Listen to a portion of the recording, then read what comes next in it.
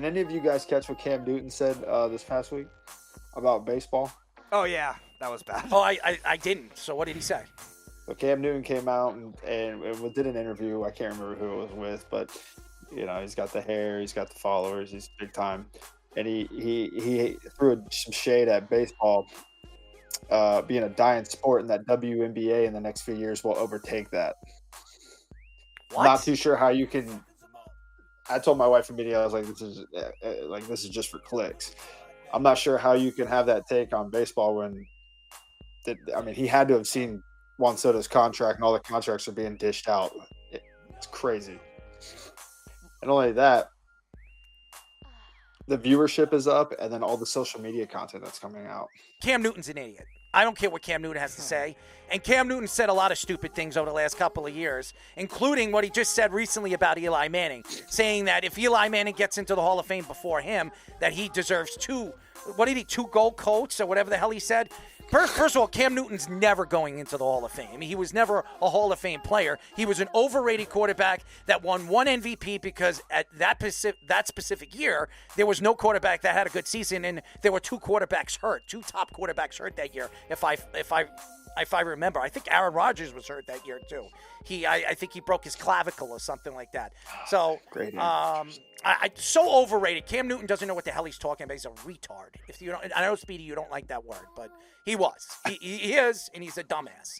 So, I could agree with you more, man. That's why why are you talking about baseball though? Like, shut up. Yeah, that's what I don't understand. But I immediately told her, I was like, this has to be for clicks, 100%. All he's trying to do is get clicks. And to pick, like, WNBA, when there's Instagram reels going out with people handing a dollar bill, hey, will you take this dollar bill or this courtside ticket to a WNBA game? And, like, 100% of the time, they're like, give me the dollar. Nothing against WNBA. I think they're great, but America's pastime. All right. Joba, who was your manager in Cleveland? Tito. All right, hell yeah. All right, you'll like this one then. When did you were there, what, in 16? No, God, 15. Tough question. I think well, when did we get beat by the Cubs? 16. Yeah, that would have been it. All right. You played under Tito. You know how he operates and runs a clubhouse. that's how old we're getting. We can't even remember. You gotta, like, go back. When did we play the Cubs? Let me go back a year or two. I feel it. I got Tito taking the Reds to the World Series this year. If history repeats itself, he's got a young squad. He knows, he's got young superstars in Ellie De La Cruz, Hunter Green. They just traded for a veteran catcher and Trevino from the Yankees. They're bringing back a lot of their staff. Also, I'm sure you had Brad Mills in Cleveland as well. Tito and Millsy are too tight. Like, they were roommates in college. Mark it here, bro. He has taken them to the World Series. Not a chance History in will hell. repeat itself. Not a Bro, chance in hell. Listen, until you get in a clubhouse and see how this guy operates. I'm sure. I love him. I love him as a coach, even though he beat the Yankees and he came back against the Yankees and he was the manager that came back against the Yankees. Exactly. History will repeat itself. I do not believe, as much as I've liked Cincinnati over the last couple of years, and I root them on all the time because I want to see Cincinnati be that team. I want to see Pittsburgh be that team too with the young players that they have. I do not believe Pittsburgh or Cincinnati are going to. Cincinnati could make the playoffs, but there's no way they're going to the World Series. No way. I don't think Tito comes out of retirement unless he's going to a team that knows that they're in win now mode. He doesn't come out, although he did come. He retired for health reasons, but I don't think he comes out of retirement like a Bruce Bochy. Like, didn't he come out of retirement for Cleveland? He never won over there in Cleveland.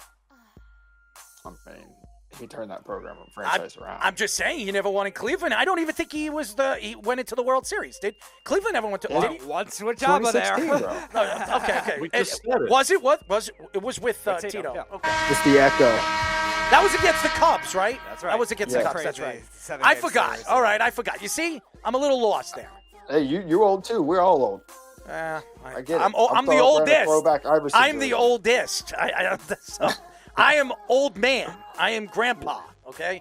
All right, Pop. All right.